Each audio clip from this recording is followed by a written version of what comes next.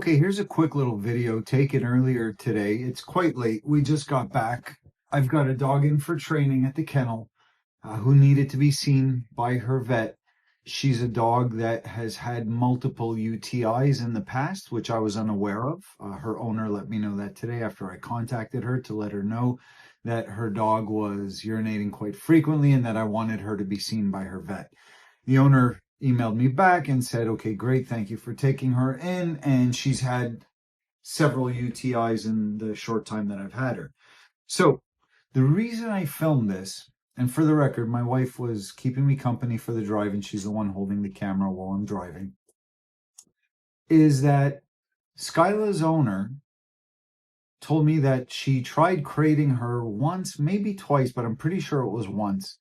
And the dog just panted, and in the owner's opinion, panicked, and so therefore she stopped crating the dog. Now, ideally, we start a dog off in any form of training, really, as a puppy, but we don't always have that luxury. And when you're rescuing an older dog, you don't have that luxury. And sometimes you just have to help them dive in, okay? So she panted. The owner backed off because some people have a tendency to view their dog as not capable, and then we can build in excuses. The dog is a rescue, the dog was in a shelter, the dog was maybe kept in a cage for long hours, therefore the cage is symbolic of stress and abandonment and on and on and on. That may well be, but we can help the dog get past it if we know what we're doing. It doesn't mean that all is lost and that the dog is a lost cause. And a lot of people who have dogs with behavioral issues very often believe because my dog had this life experience or this, or my dog was a rescue or a street dog or what have you, that therefore my dog cannot be helped over this hump. So you'll hear me chatting, you'll hear my thoughts on this. You'll even hear my wife answer me a couple of times. There's a little bit of conversation going on. You'll hear road noise, you'll hear traffic, you'll hear sirens of an ambulance. The one thing you're not going to hear, Skyla. Now, this is her first time in a crate with me at the kennel. We have large kennels. They're 6 by 6 feet. In the first couple of days that she was there, she barked in her kennel. No big deal. Lots of dogs do it. Skyla's very playful, very social. She's barking because she's high and excited and the dogs are going in and out and she wants to go and investigate and play. When I told the owner that she was barking, because I'm very direct, very transparent, hey, this is how it's going with your dog. She learned to sit in 0.7 seconds. Her healing is nice, or she has trouble with this. And I just said, she's barking. I'm worried she thinks I abandoned her. I'm worried she thinks that she's going to go through hardship again. No, she's high. She wants to run around and play. She's eating. She's playing, she's training, she's not worried about being abandoned in those moments. Why is the barking specifically attached to that? Because people have a mindset that the dog went through hardship, the dog is a rescue, therefore the dog is broken. The dog is not broken. The dog may have challenges. That's okay, that's what we're here for. Dog trainers, dog owners, that's what we're here for. Let's strengthen our dogs. Let's not make excuses why our dogs are lost causes. Let's help them push past. So I'm going to stop chatting here. I'll cut to the drive with Skyla, and I've got a nice video coming out probably in a week or two about our outing to the vet. We really made lemonade out of lemons, okay? We went from where the kennel is, which is a country environment, into downtown Montreal, into a very urban environment.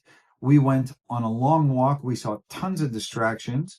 My wife and I enjoyed a lovely food tour where we had some of the best pizza and desserts and coffee and walked Skyla around and then brought her back to the kennel, gave her her dinner, gave her her medications, and hopefully by tomorrow morning, she'll be good as new, and that'll be that. But there'll be a video showcasing how well adjusted she is and how nicely she walks and deals with all types of distractions. And it's just a fun video, and it's a feel-good video as much as it is a training video. Anyhow, here we're going to talk a little bit about how we help dogs get past this kind of stuff. Do you hear Skyla barking? No. Do you hear her panting? No. because her owner says she barks and pants nonstop in the cage. We're on our way to take Skyla to the vet because she's got a urinary infection. Apparently she's had quite a few in the past, so it's nothing new or surprising, and I want her to be looked at while she's in for training.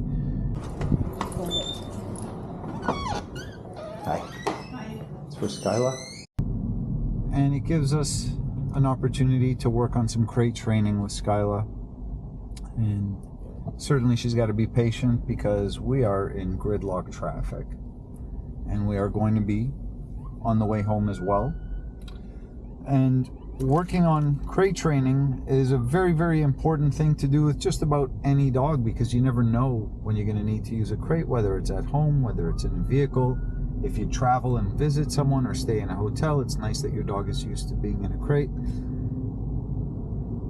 Skyla's owner, like many owners of rescue dogs, has a tendency to view the dog as having a challenge or difficulty as a result of fear or stress or such, as a result of being abandoned, being a street dog, being a rescue dog. And it's very normal for a dog to not accept a crate initially, and we just have to give them a chance. If we put them in the first time, and if we haven't acclimatized them to the crate, if we haven't taken some baby steps with them, then it's very likely that they're going to display some stress. And even if they do, it's not a big deal. We have to give them a chance to work through it. When we see our dog experiencing stress, and instead of letting them work through it, we just remove them from the situation, we never give them the benefit of getting used to something. So it's like taking someone from the Arctic, putting them in the middle of California in the summer, and in the same day, same afternoon, saying, oh, they just can't deal with the heat. Give them a week, give them a month. Let them go for walks. Let them just get used to being outside, even 5 minutes at a time. And there are a few lanes over to the right.